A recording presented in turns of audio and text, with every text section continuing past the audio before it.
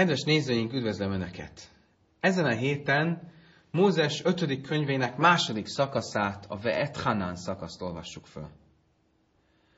Mózes 5. könyvének egésze igazából egy ismétlése az első 4 könyvnek. Így ebben a szakaszban is egy ismétlést láthatunk elsősorban, mégpedig nem akárminek az ismétlését, ebben a szakaszban van leírva a tóraadás, a 10 parancsolat kinyilatkoztatásának ismétlése, amit egyszer már olvashattunk Mózes 2. könyvében, a Jitró szakaszban. A Tóra elismétli a 10 parancsolatot és a kinyilatkoztatás történetét. Nem lehet eleget beszélni erről a kinyilatkoztatásról, erről a 10 parancsolatról. A zsidó nép kijön Egyiptomból, 10 csapás, 10 csodálatos dolog az, ami megelőzi ezt a kivonulást, aztán a tenger kettéválása, eltelik 50 nap, és megkapják a tant, a Tórának az elejét és lényegét, ezt a 10 parancsolatot. Ez egy személyes találkozás Istennel, hiszen a Tóra leírása szerint itt nem Mózesnek lett átadva ez a 10 parancsolat, és ő adta tovább a népnek, hanem a nép minden egyes tagja személyesen hallhatta és láthatta ezt a kinyilatkoztatást. A Tórának ezt a kinyilatkoztatását 10 parancsolatnak nevezzük. Az első parancsolat ezek közül úgy hangzik: én vagyok az örökkévaló Istened, aki kivezettelek Egyiptom országából, a szolgák házából. Miről szól ez a parancsolat? Miért nevezzük ezt egy parancsolatnak, az első parancsolatnak? Az értelmezés szerint ez az egyistenhit parancsolata, ami az egyik alapja a zsidó vallásnak. Igen ám, de a kérdés szinte szembeötlő. Hogyan lehet ezt parancsolatnak nevezni? Ha valaki nem hisz Istenben, akkor mit van parancsolni? Mi értelme egy parancsolatnak? Hogyan lehet megparancsolni az Istenbe vetett hitet, ha egyszer valaki nem hisz benne? Ha pedig hisz benne, akkor mi értelme ezt parancsolatba tenni? A parancsolat csak a hit után következhet.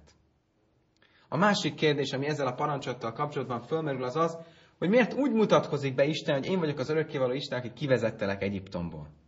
Ha be akart volna mutatkozni, talán szebb lett volna, azt mondja, én vagyok az örökkévaló Isten, aki megteremtettem a világot. Mégis nagyobb dolog az egyiptomi csodák dacára is, hogy megteremteni a világot, mint a zsidó népet kivezetni ebből a birodalomból.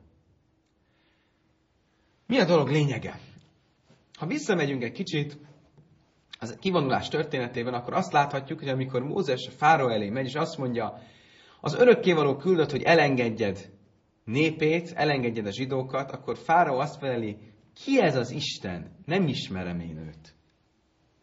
A zsidó filozófikus kommentárok úgy értelmezik, hogy nem csak azt mondta itt Fáraó, hogy nem tudom, hogy milyen Istenről beszélsz, hanem egy filozófiai vitája volt, teológiai vitája volt Mózessel.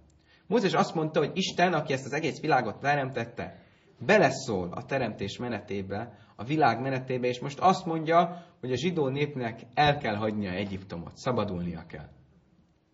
Fáraó azonban, aki bálványimádó volt, úgy vélte, hogy valóban létezik egy Isten, aki megteremtette ezt a világot, de ez az egy Isten, a végtelen, a transzcendentális, nem szól bele a világ történéseibe.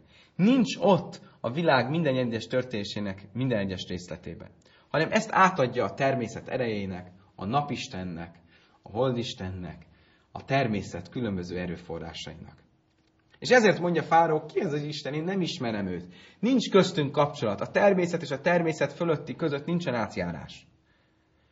És ezért mondja Isten, hogy én vagyok az örökkévaló Isten, aki kivezettelek Egyiptomból. Tudd meg azt, hogy nem csak, hogy létezik egy Isten, létezik egy transzcendes, végtelen Isten, hanem ez az Isten a teremtés és a világ menetének minden egyes részletében részt vesz, igazgatja azt. Van isteni gondviselés, ami minden egyes részletben ott van. Ez a parancsolat lényege is, sok Biblia kommentár szerint. Isten nem azt mondja, hogy higgyél bennem, hiszen ennek nem lenne értelme. Ha nem hisznek Istenben, akkor ezt nincs értelme megparancsolni, hanem azt mondja, azok után, hogy hiszed azt, hogy létezik egy teremtő erő, hogy létezik egy transzcendes, egy természet fölötti, ne felejtsd el sosem azt sem, hogy ez a természet fölötti állandó kapcsolatban van a természettel, és a természet valódi mozgatórugója. Ő az, aki nélkül a természet egy pillanatra sem létezhetne, és amely az isteni gondviselést a természet és a világ minden egyes részletében biztosítja. Kedves nézőink, ezzel az üzenettel kívánok Önöknek egy kellemes szombatot!